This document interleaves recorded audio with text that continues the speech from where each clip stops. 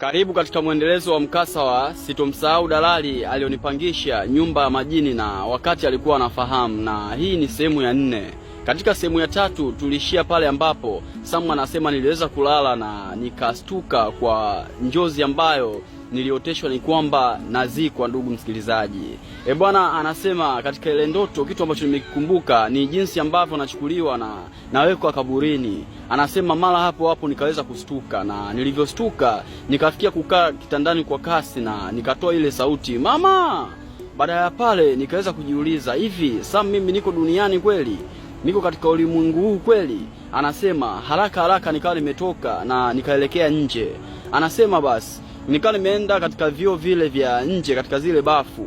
Anasema pale nilikuwa na mawenge kweli na nikaweza kuangalia kulia na kushoto, hivi nilicho kiota ni kweli? Hivi niko duniani kweli? Anasema baada ya kutoka pale bafuni akawa ameingia tena chumbani na akaweza kuchukua simu yake. Anasema akaweza kumpigia rafiki yake ambao anafanya naye biashara pale Mabibo. Anasema akaweza kuongea naye, akasema rafiki yangu, halo, vipi Sam, umeamkaje? Anasema ndugu yangu hata sio salama. Amesema rafiki yake akamuuliza, kwa nini Sam unasema sio salama? Kuna kipi ambacho kimetokea? Samu anasema nikawa nimemjibu, bwana rafiki yangu, mimi naomba uko sehemu gani? Akawa amesema mimi nipo Kijiwe kama kawaida, nimeingia mapema sana leo na nipo hapa, nimewahi, kwa hiyo nataka nifungue hapa ofisi.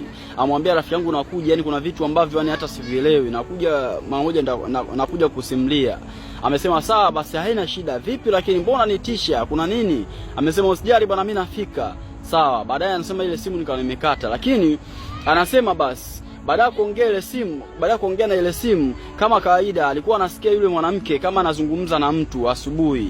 Kitu ambacho anasema, ndugu msikilizaji, kitu ambacho niliamini mimi kwamba yule mwanamke anaishi na mwanaume mle ndani. Ina maana kuna muda ambao anakuwa anazungumza na kuna muda hivyo anakuwa anacheka yule mtoto wa kike. Sasa kwa hiyo ile asubuhi sasa kulivyokucha nikajua labda kama kawaida anazungumza na yule mtu ambaye anakaa naye pale, na baada yake nikaisikilizia ile sauti na nikaona mtu kama anatembea katika ile corridor, mimi nikiwepo karibu na sebule pale. Nikaweza kutoka katika sebule yangu, na nilipotoka katika ile corridor nikaona mguu mweupe ukao unaingia katika zile bafu za nje. Yaani ni kama tu mguu ambao unamalizika, mguu ni mweupe sana. Na la hasha, ndugu msikilizaji, anasema yule alikuwa ni mtoto wa kike. Ameweza kuingia mle ndani. Nikasema leo afadhali. Yaani leo ndo nitaweza kumuona huyu jirani yangu ambao ni mkatili. Naweza tu nikasema huyu jirani yangu ni mkatili sana. Leo nitaweza kumshuhudia kwa macho. Jirani ambao kila siku ananifanya nimwazie ni yupoje au namna gani, na sije kuonana naye. Anasema ndugu msikilizaji, nikasema hapa leo ndo chance. Basi na mimi nitabana hapa mpaka atoke huko toilet. Anasema nikaweza kukaa pale.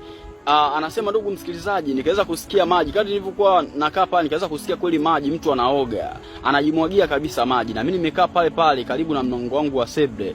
Hivi nikiona pale milango ya choo ili nimuone kwamba akiwa anatoka mle bafuni. Anasema baada ya pale, ndugu msikilizaji, zikapita kama dakika 10. Yeye anasikia tu maji, ukimya, maji yanamwagika, amuone mtu ambaye anatoka. Baadaye akasema bana, huyu mtu bado anaendelea kuoga. Sasa cha kufanya hapa, kwa kuwa niko na kile kinini wanaita sijui nini, vesti ya ndani. Anasema nikaamua kuingia ndani ili nikachukue shati nivae, kwa sababu katika ile hali sijui nitakutana na mtu gani na sijazoea kukaa vile. Anasema niliingia ndani ili nikachukue ile shati nivae, afu nije tena kukaa pale nimsubirishie atoke. Anasema ndugu msikilizaji, basi ndio ikawa kama mpishano wa mimi na yeye. Baada ya kuingia ndani nimetoka nje na shangaa tu viatu viko pale, viatu vya toilet viko pale nje, afu mtu kavaa viatu vyake kaingia ndani. Bwana nilishangazwa sana. Nikaweza kushangaa, nikasema ina maana mimi nimeingia hata dakika moja haijaisha na huyo mtu katoka tayari toilet. Hii ni balaa sana. Na baada ya pale anasema nikaweza kusikia manukato makali sana. Nikajua huyu mtu anajiandaa ataka atoke ende kazini. Yaani yale manukato anasikika mpaka mle ndani kabisa, anavyokuwa anajipulizia yanapenyeza katika milango yake na anafika mpaka katika hizi corridor yanaweza kusambaa. Yale manukato ni makali sana. Anasema baada ya pale alisema bana, mimi ngoja kwa nimsubiri leo mpaka atoke nimuone. Na wakati huo alikuwa na mihadi ya kukutana na dalali leo. Aliahidi kwamba dalali, mimi sitaondoka, utanikuta hapa ili kwamba aje kuangalia kwamba ni shida gani ambayo imetokea jana yake, kwamba jamaa amerudi katika mihangaiko yake, amekuta ndani kama kuna mtu ambaye aliingia. Na anasema baada ya pale nikaweza kuingia tena ndani kwangu. Nimetulia pale sebeni kwangu, na wakati huo sasa nikawa namsubiri dalali. Sasa ili aje. Baadaye nikasema ngoja kwanza nimstue huyu dalali, nimpigie kwanza simu. Kabla ya kumpigia simu, anasema nikawa nimesikia huku nje odi, kuna mtu ambaye anabisha odi. Mimi sikuweza kuitika mara ya kwanza, na nikasikilizia vizuri, nikasikia tena hodi humu. Nikaweza kutoka, ndugu msikilizaji, nikatoka na nikaelekea kule, na nilivyoelekea kule nje, mlango mkubwa ulikuwa unagongwa ndani, mithili ya mtu ambaye anagonga hodi, kuna mtu ambaye anamhitaji mle ndani. Nikafungua ule mlango, nikamkaribisha yule. Anasema yule alikuwa ni mbaba tu wa kawaida hivi. Baada ya pale nikasalimiana naye, vipi umekucha? Habari za asubuhi bwana, samahani sana. Na waulizia kuna wadada humu wawili wanaishi humu, na waulizia bwana na dai pesa yangu, waliniambia nije kuchukua leo. Bwana akauliza wadada wawili wanaishi humu ndani? Ndio anaishi humu. Akasema yawezekana kwa kuwa mimi labda ni mgeni nimehamia majuzi na sijawahi kuonana nao. Anasema haujawahi kuonana nao, ina maana umehamia lini? Mimi nimehamia majuzi na sijawahi kuonana nao hawa watu.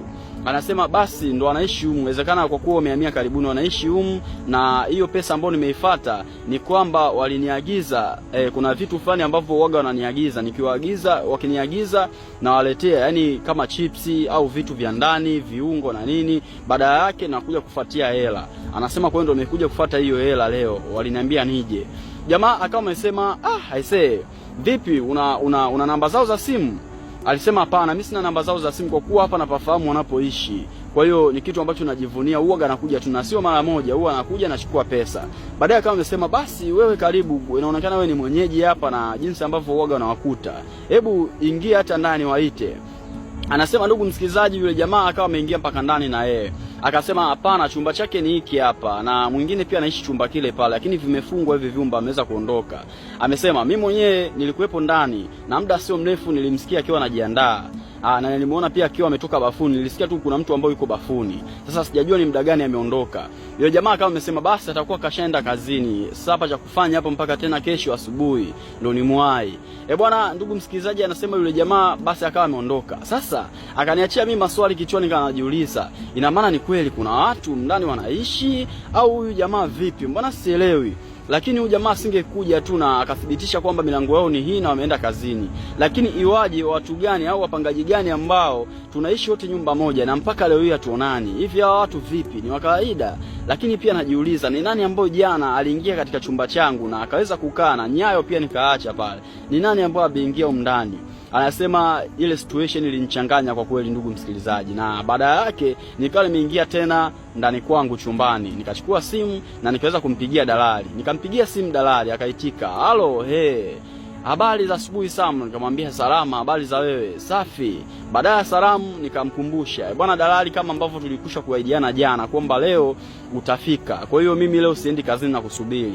Akamwambia sasa Sam, naomba kuna sehemu fulani nipo, kuna mtu nimempeleka kaangalie kiwanja, kwa hiyo naomba Sam univumilie kidogo. Lakini vipi, sitakuchelewesha hapo sababu sije nikakukalisha sana muda mrefu alafu mimi nikachelewa kutoka huku. Anasema nikawa nimemjibu, wewe utarudi muda gani? Dalali akawa amesema huku Sam sifahamu kwamba ni muda gani, sababu tunajua masuala ya wateja haya. Nampeleka mteja mmoja kwenye hiki kiwanja na baadaye hapo kuna mtu anahitaji nyumba. Kwa hiyo nikishamaliza hii mizunguko mimi nitafika. Lakini nakushauri Sam, nenda tu kazini, nadhani mida fulani nitakustua nikishamaliza hizi kazi, tutastuana afu tukutane. Kulikoni ukinisubiri tu hapo pasipo kujua ni muda gani nitatoka, kidogo naona kama itakuwa sio nzuri kwako. Bwana ndugu msikilizaji, anasema mimi Sam basi pale baada ya kukata simu nikaanza kwa kuwa nimempigia simu rafiki yangu, ngoja nikamuelekeza matatizo ambayo amenikuta, afu baadaye huyu dalali nimsikilizie mpaka nipigie simu niweze kukutana naye. Anasema bwana, nikaweza kujiandaa pale na baada yake nikaondoka. Nikaenda kupanda mwenukasi kama kawaida kuelekea Mabibo. Nilipofika Mabibo nikakutana na yule rafiki yangu pale. Nilipokutana naye nikaweza kumsimulia yote ambayo amenitokea. Nikamwambia bwana, ile nyumba hapana sana. Tokea nimehamia. Anasema lakini si umehamia juzi tu. Vipi, kuna shida gani? Anasema ndugu yangu, sijawahi kukutana na mwenyeji wangu hata siku moja. Nimeambiwa kuna wapangaji, lakini wapangaji na wasikia sauti wakicheka na wakiongea, lakini sijawahi kuonana nao. Akasema ndugu wangu, kwa hizo situation ambazo ulizonisimulia isije ikawa ni viumbe hatari majini. Akisema he, ndugu yangu mbona nitisha majini? Anasema inawezekana kweli ni majini, sababu kuna watu ambao wanakutana nao na situation kama hiyo rafiki yangu, lakini dawa yake moja kama ni majini. Akamwambia dawa gani? Amesema bana tutafute bangi. Sasa kitu ambacho kiliendelea,